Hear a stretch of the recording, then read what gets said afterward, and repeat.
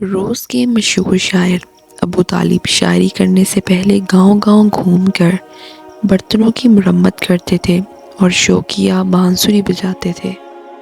انہیں گاؤں کی ایک لڑکی حاتمت سے پیار ہو گیا۔ روزانہ اس کے گاؤں جاتے اور اس کے گھر کے آس پاس چکر لگاتے رہتے، مگر حاتمت ان پر ذرا توجہ نہ دیتی۔ ایک دن ابو طالب اپنا ساز و سامان لے کر اس کے گھر کے قریب بیٹھے تھے کہ اچانک حاتمت ایک پرانی دیگچی لے کر ابو طالب کی طرف آئی اور کہا، اس دیگچی سے پانی رس رہا ہے، مرمت کر دو۔ ابو طالب کو اپنی قسمت پر یقین نہیں آ رہا تھا کہ حاتمت ان کے پاس آ سکتی ہے۔ ابو طالب نے دیگچی ہاتھ میں لے کر مرمت کرنی شروع کر دی۔ کام کرتے ہوئے انہوں نے دیگچی سائڈ پر رکھی اور سگریٹ سلگا لیا۔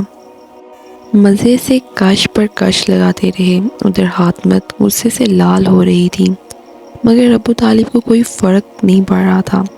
سگریٹ ختم کرنے کے بعد بانسری بجانا شروع کر دی۔ حاتمت چیخنا شروع ہو گئی اور نکمے انسان، برتن مرمت کرو گے یا یوں ہی وقت ضائع کرو گے؟ ابو طالب مسکرائے اور بولے، نیک بخت، صبر کر، آج قسمت سے میرے پاس آئی ہو، ذرا دیدار کرنے دو، دوبارہ تم آؤ نہ آؤ۔ خیر، ابو طالب نے دیگچی مرمت کی اور کلی کر کے بالکل نئی بنا دی۔ حاتمت دیگچی لے کر چلی گئی، مگر چند ہی منٹ کے بعد واپس دیگچی لے کر پہنچ گئی اور ابو طالب سے کہا، تم بہت ہی نکمے اور ویلے انسان ہو، 3 گھنٹے ضائع کیے اور دیگچی اسی طرح رس رہی ہے۔ ابو طالب مسکرائے اور کہنے لگے، جان بوجھ کر دیگچی کا سوراخ بند نہیں کیا تھا، کیونکہ مجھے پتا تھا تم اس میں پانی ڈال کر چیک کرو گی اور غصے سے سرخ ہو کر پھر میرے پاس واپس آؤ گی۔ حاتمت دیگچی لہراتے ہوئے بولی، جی چاہتا ہے کہ اس دیگچی سے تمہارا سر پھوڑ دوں، مگر اب وقت ضائع ہو گیا ہے تو اسے مرمت کر دو۔ ابو طالب نے مرمت کر دی۔ اسے بے انتہا چاہتے رہے، مگر اس نے ذرا پرواہ نہیں کی۔ کچھ ہی دنوں میں حاتمت نے کسی جوان سے شادی کر لی، پھر طلاق ہو گئی۔ اس کے بعد ایک اور شادی کی اور وہ بھی ناکام رہی۔ حاتمت کی شادی کی خبر ابو طالب کے دل پر بجلی بن کر گری، مگر کیا ہو سکتا تھا، اس صدمے نے ابو طالب کو شاعر بنا دیا۔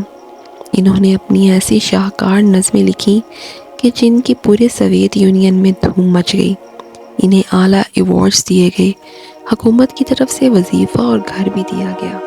کچھ عرصے بعد ابو طالب شہر کی گلیوں میں گھوم رہے تھے کہ ایک دروازے سے کسی نے انہیں آواز دی۔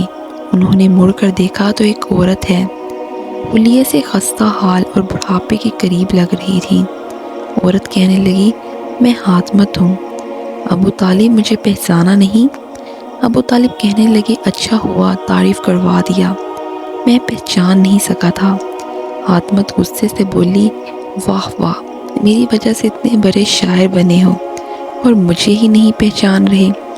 ابو طالب مسکرائے اور کہا، حاتمت، اگر تیری وجہ سے میں اتنا بڑا شاعر بنا ہوں اور بقول تمہارے یہ تمہارا کمال ہے، تو تم نے اپنے دونوں شوہروں کو بھی بڑا آدمی بنانا تھا نا، اس سے طلاق کیوں لے لی؟ یہ کہہ کر ابو طالب اپنے راستے پر چل دیے۔